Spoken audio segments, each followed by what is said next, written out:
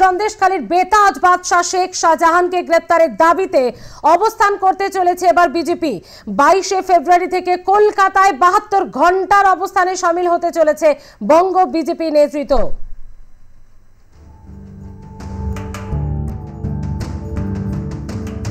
সন্দেশখালী ইস্যুতে এবং শেখ শাহজাহানকে গ্রেপ্তার করতে হবে, এই দুটি দাবিকে সামনে রেখে এবার কলকাতায় 72 ঘন্টার অবস্থানে নামতে চলেছে রাজ্য বিজেপি।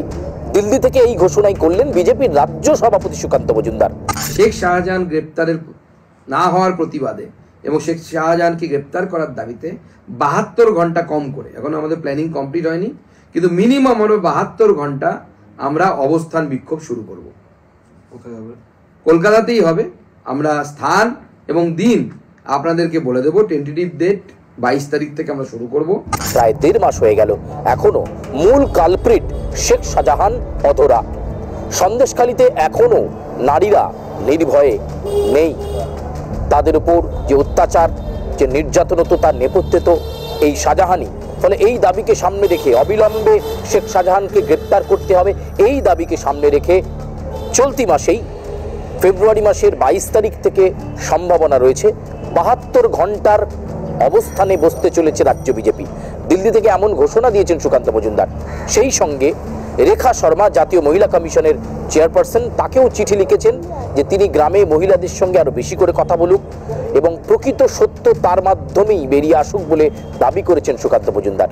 একই সঙ্গে সন্দেশখালীতে শ্লীলতাহানির ঘটনা আকচার ঘটে এবং ঘটে চলেছে, এই দাবিও জোরালোভাবে করলেন সুকান্ত মজুমদার। মহিলারা যারা এই ধরনের অত্যাচারের ভুক্তভোগী তাদেরকে সামনেই আসতে দিচ্ছে না।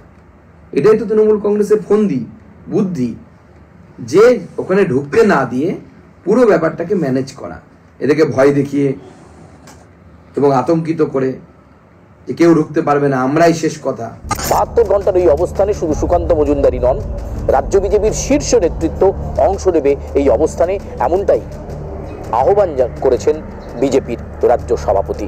ফলে সব মিলিয়ে সন্দেশখালী ইস্যুকে সামনে রেখে একেবারে লড়াই আন্দোলনের জমি এতটুকু ছাড়তে চাইছে না বিজেপি। তাই এবার 72 ঘন্টার অবস্থান কলকাতাতে বিজেপির। ক্যামেরা জয়ন্তের সঙ্গে সুচারু, আর প্লাস নিউজ, কলকাতা।